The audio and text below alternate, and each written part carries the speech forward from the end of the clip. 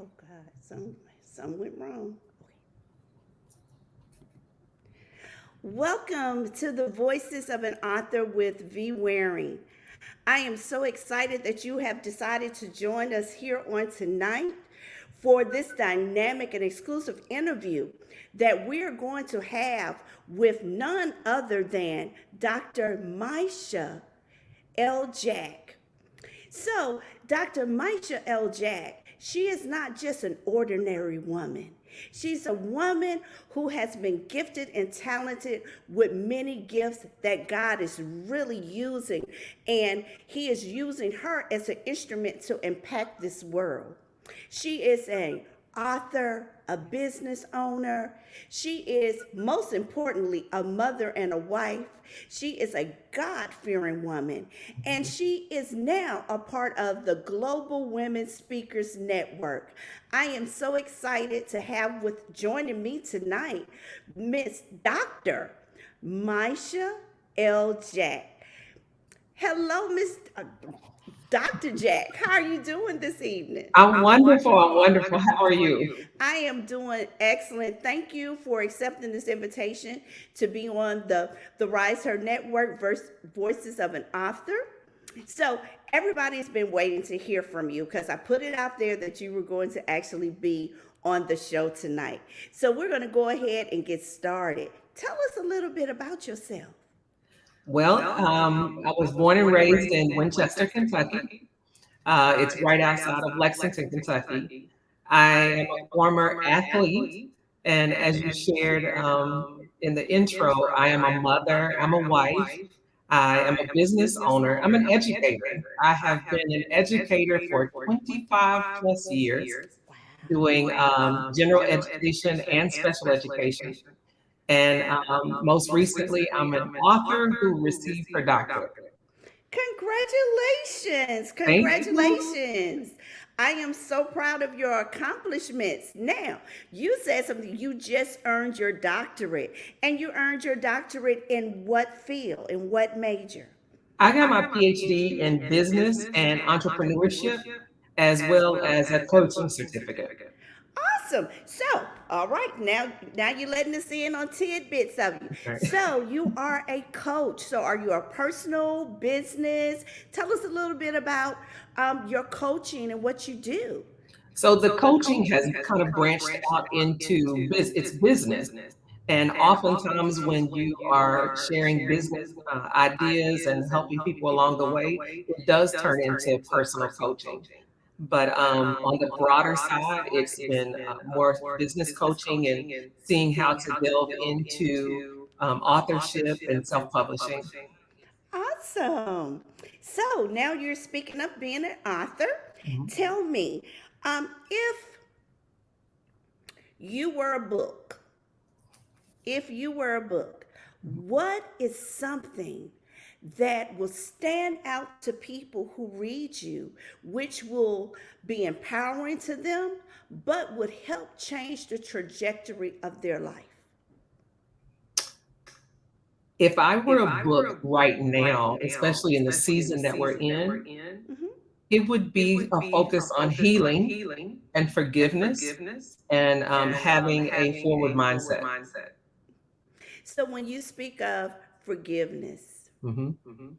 everyone knows, the Bible tells us we are to forgive our trespasses because, that's the only way God is going to forgive us. But so many people are stuck with thoughts of unforgiveness towards people, and it is actually causing them to bump into roads or bump Yes. into walls as an adult. So, as a coach, if you are dealing with a business client and they are reaching different plateaus in their career, and it seems like when they get to a certain level, it's boom, it stops. Mhm. How would you, once you see that they're holding on to unforgiveness, how would you be able to incorporate them needing to forgive people in order for them to be able to prosper the way they are to in their business?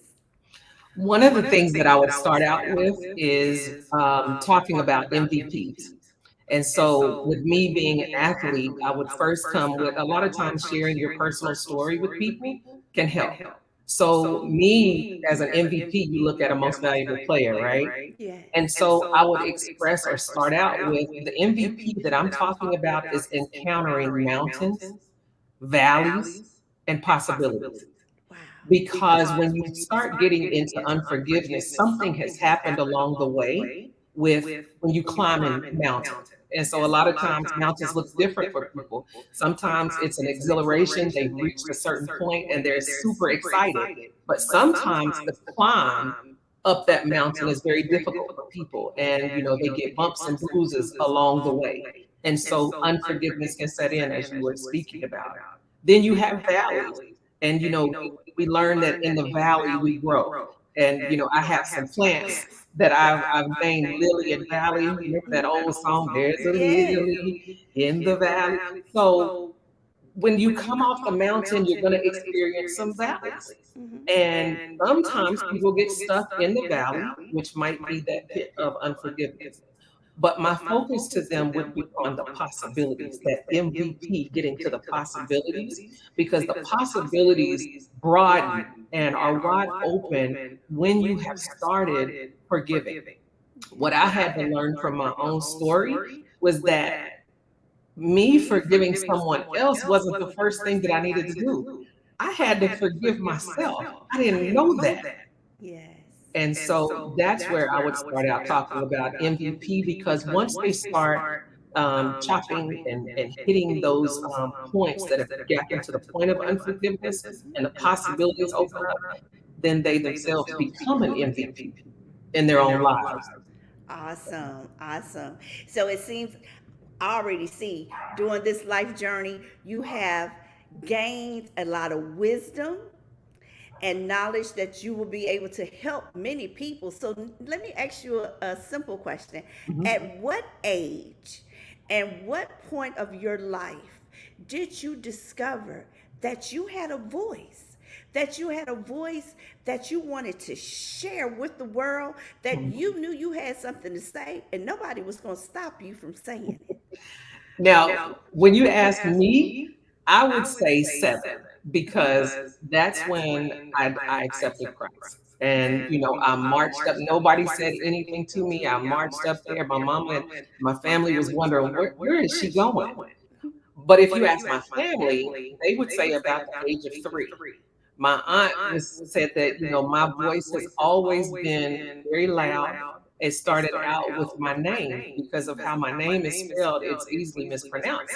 And my grandparents, my aunts, they couldn't say my name the right way. And she tells me that I would, in a bossy little way, tell them, no, this is my name, and this is how you are supposed to say it. Now, I have one uncle left in my life right now who says, I've called you this your whole life. I don't care if it's right. This is what I'm going to stick to. But yes, I would say, my family would say the age of 3. I would say the age of 7 that, my voice meant something. Awesome. Now, you said something in regards of people calling you by the wrong name. In the world that we live in now, in society, we deal with a lot of competition. Hmm. We deal with a lot of rejection. We deal with a lot of sabotaging from others. And then we ourselves, most of the time, we're sabotaging ourselves. True. But many times we have been called, men and women both, or have been put, labels have been placed on us. Labels have been placed on us, and you said something very significant. You will tell people that is not my name. Hmm. So, why is it that we are quick to correct people when they call, mispronounce our name, but we answer to things that they have mislabeled us about? That is tough. I I try not to answer to what they've labeled. Michelle Obama had spoke about, when they go low, we go high. Mm-hmm. And so that's the persona that I was raised on. With my name, now what my family or what I was raised to believe is that all you have is your character. Yes. And so I use my name to encompass my character. But here's one thing, if I'm called outside of my name, it doesn't change who I am. And that's when I have to recognize when I need to rise higher. Because sometimes silence is better than anything. My actions will speak louder than anything, Yes, or that is louder than awesome. words. Yes, that's awesome. Yes. Now we're gonna go on. You have several books, Yes. and you have some children books. You have some books that are soon to be coming out. Tell us something about your books and what it is. What type of books? What genre do you write? Okay. So I started out, my first book was supposed to be a memoir, and it really was a cleansing and healing process for me. But what happened is the world of possibilities opened up when I came out of the valley. And Yes. so I've written 8 books in 2 years that have crossed several genres. So I have some Christian collaboration books that allowed me to work with 89 to 160 different co-authors. Mhm. And I have 2 different children's series. And so one of the children's series is called The Adventures of Win and Will, and it's about 2 African American teen boys and the adventures that they have together. Mhm. I also have one that's coming out called Eugene, Eugene, the Mystery Solving Machine. And Okay. Eugene is this kid who has a team with him because kids have so many questions, right? And we've seen that show, kids say the darndest things. Mhm. But Eugene is coming from an African American family, and he's asking questions that they typically have that people don't think about. Mhm. And so I also have a book coming out about teachers, talking about a mother's love. And then the biggest one that's on my plate is a descendants book about Cudjo Lewis. Cudjo Lewis was in the book Barracoon by Zora Neale Hurston.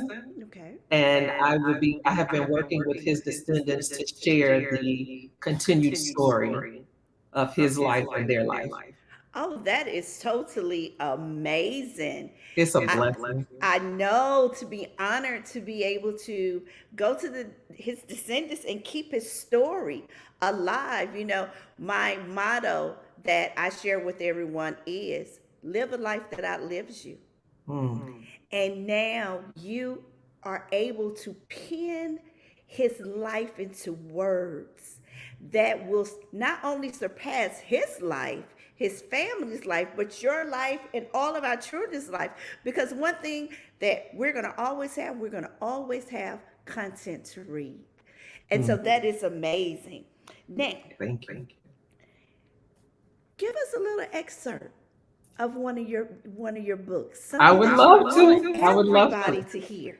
Okay, so this comes from my first book, A Day's Journey to Jordan. And that's the book that had the memoir. Okay. My family is not unlike many families in this world, for we have lived with the pain of what our grandparents passed down. We have lived with the pain of what our parents passed down. And because of those pains, and simply for living life, we live with our own pain. The issue for not just my family, but for all families, is that if the pain is not healed, it will not go away. Suppression, denial, and the belief that it will just go away is not healing, and it is not freedom. God gives us free will, and He wants us to bring Him our burdens and leave them with Him. A legacy includes how one wants to be remembered, leaving family members financially stable with property and entitlements. What we should not forget, though, is that it is very important to create, develop, and nurture the type of legacy that one wishes to leave in regard to emotionality. Awesome. And what is the name of this book that you This just is read again? A Day's Journey to Jordan. A Day's Journey to Jordan. So you're basically telling people it's time to rise. Yes, yes. Rise up out of that hurt, rise up out of that pain. What I share with people all the time, when through this journey called life, we have suffered pains, we've suffered hurts, we have scars, we have bruises to show for it. But they are simply just jeweled embellishments that we place in our crown and we place it on our head. And it reminds us how great we are. It reminds us that we have gained wisdom from the lessons that we've learned. And now, us women, we can then fulfill the scripture in Titus. The elder women go back and teach the younger women because we done got the battle scars. And no longer are we ashamed of the battle scars. We Yes. now embrace them. Yes, Yes. that is so true. I Yes, love ma'am. that about the crown. Yes, Love it. ma'am. Yes, ma'am. It was I'm not sure what preacher, what her name is, but she did a sermon and she talked about this crown. And she talked about the Queen of England, Queen Elizabeth. And she's so little, she's so fragile. And she was saying that the crown weighed by itself about 500 pounds. And so because she's so much older now, her assistants and stuff, whenever she goes out, she has to put the crown on. And they asked her, well, you know what? Would you like for us to carry the crown for you? Because we don't want you to get hurt. And she told them, I was built for this. Her little frail body Oh, was built to carry the weight of a 500-pound crown. that's deep. So we are never to give up on ourselves. We're never to shift focus. Hey, pick our crowns back up because everything that we're going through, we were built to handle this. We just gotta It's true. we gotta stiffen ourselves up, hold our heads up, and know that hey, I got my crown on, and I'm going to wear my crown. Nobody else is going to wear it for me. Yes. So, Excuse me. you have some very exciting news coming up. I told the audience before that you are part of the Global Women Speakers Network, and they have a virtual conference coming up, which is I'm sorry. you're fine, you're okay. Yes. Okay. They have a conference coming up, which is virtual, that is going to be in Croatia. And so you have the awesome pleasure of now joining global speakers from all around the world to bring messages of hope and restoration and inspiration to men and women across the globe. Tell us some good stuff about this platform that you're now part of. I'm really, really excited. Excuse me. As you were saying, this platform is to help spread the message and leverage the globe for empowerment and being able to use it on a hybrid platform to countries such as Croatia, Dubai, Paris, Spain, Africa. It broadens the playing field. Mhm. And I'm super excited to be a part of Global Women's Speakers Network. And I look forward to just spreading the message of hope, like you said, to men and women across the globe. And it's also local and nationwide as well. Awesome. So when is the actual conference going to take place? So the conference for Croatia starts on the 25th, and there'll be presentations the 25th, 26th, and 27th. It's going to be an awesome, awesome experience. Okay. I Where? encourage people Mhm. to join us as we present. And if you're interested in joining, the network, Mhm. please reach out to myself, Uh-huh. and I can share the information and contact so that you can become part of a network that's helping to empower people across the globe. Awesome. So what day are you actually speaking on? I am actually speaking on August the 26th, which is Friday at 5 p.m. Awesome. And if someone wanted to watch the presentations, how would they go about being able to see the virtual conference? After tonight, if you will reach out to myself, I can share that information as well as going to Global Speakers Network, and I can provide further information if you all want to reach out to me via phone or email. Okay. So go ahead and give us your information where they could contact you, not only for the global speaking presentation, but if they want to work with you as a business or a personal coach, if they want to purchase books, Yes. it's all about supporting. We want to see you become a bestseller for Eugene, and the journey. Yes, tell Yes. us, give us some good stuff. Thank you. So I can be reached. My website is maishajack.com, MAISHAJACK.com. I can also be reached via email at info@thehoneybutterco.com. And my business number is 404-507-2533. And following up on what you said, I would love for Eugene, and my next book, When We Grow Up, to become bestsellers, because with the collaboration that I was in, we were able to become international bestsellers. So that adds on to it. So globally, the books that we have are being read, as well as speaking engagements. I'm available for speaking engagements, workshops, and I have even started going into schools because of my education background. Awesome. That is dynamic, for little kids or even teenagers to see an author, Yes, a woman author, an author in our complexion. yes, It breaks and it destroys the taboo that was always placed out there in regards of our culture. And that taboo was put it in a book and they'll never read it. hmm, hmm. And you are helping step by step, day by day, one person at a time, by entering into the schools at when the kids are at an early age, saying, baby, I want you to read the book. But not only do I want you to read the book, I'm going to inspire you to write your own story and write your book.